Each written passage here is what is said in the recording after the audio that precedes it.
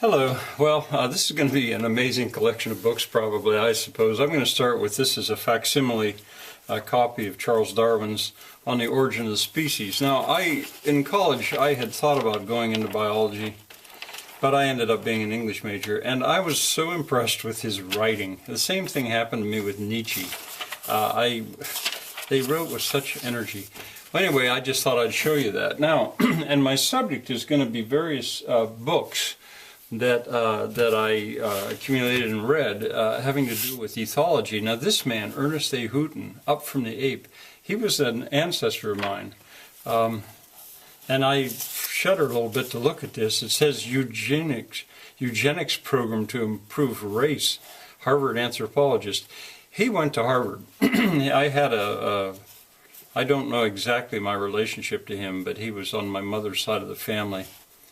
I met him once, Houghton. I think he had a son named Newton Houghton. We always thought that was kind of funny. Well, anyway, so that's sort of personal. Now, Konrad Lorenz, he'd probably be a good guy to start with. King Solomon's Ring. That's about King Solomon was supposed to have a ring, and with that ring, he was able to understand the language of animals. This, I believe, is a German copy of it. Redete mit dem Wie, den Vögeln und den Fischen. He spoke with the animals, the birds, and the fish. It'd be fun to read that in German. But here's Man Meets Dog, Konrad Lorenz on aggression, Konrad Lorenz. Here Am I, Where Are You? Behavior of the Gray-Lag Goose. He was so famous for his experimenting, imprinting with geese. Now, what this has to do with the Decentralist Manifesto is I argue a good bit that humans have a natural tendency to live in a certain size group. Animal societies, I only have his book. I don't know too much. I mean, I've read these, but 1963, first published in French. Now, here's a guy that I used a lot in the Decentralist Manifesto, Robert Ardrey. I'm sorry these are so dirty. African Genesis, where he's explaining that humans came out of Africa. You see, back in the 1960s, this was a new science. Ethology, it was called. They are fairly new. The social contract. By this time, he'd written African Genesis and the territorial imperative. There's the territorial imperative. Let's start with it.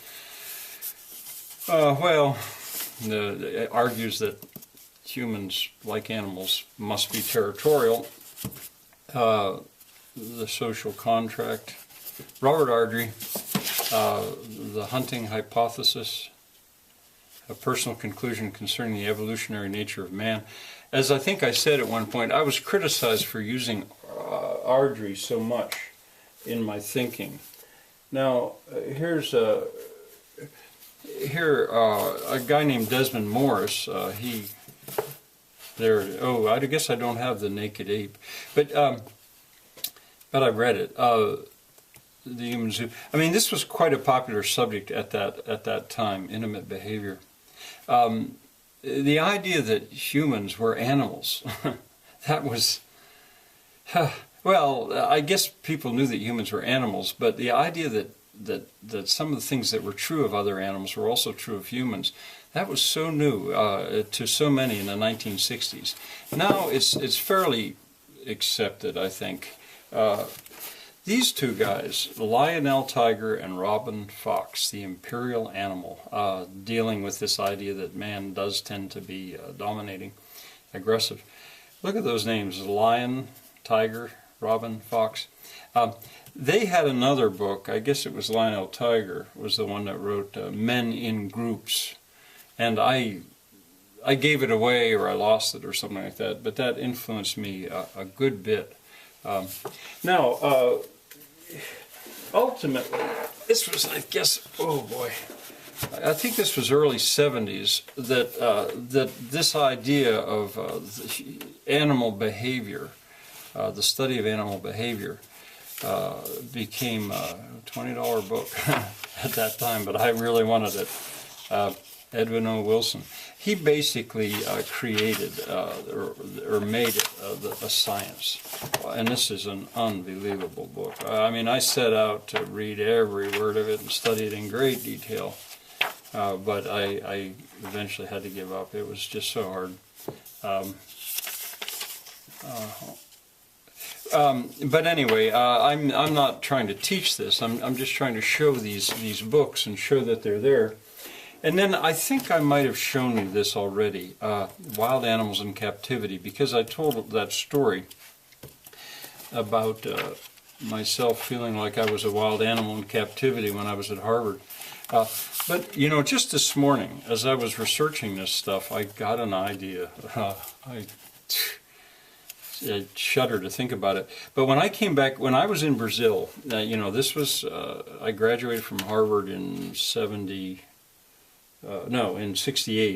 and then lived in Brazil for 3 years. And while I was there, I had pet marmosets. Marmosets are monkeys that are only about, without their tail, are only about that big, or cotton-eared marmosets.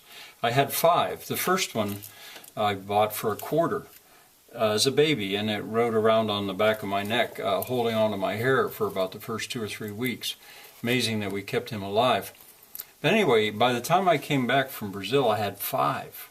And they lived with me for a while. The 2 females died giving birth, and then I had the 3 males for quite a while. Loved those guys. Marmosets. And the kids were fascinated with the idea that I had monkeys. Later on, I had a capuchin monkey, and that was a whole other thing. A woman gave him to me, and that was kind of tragic.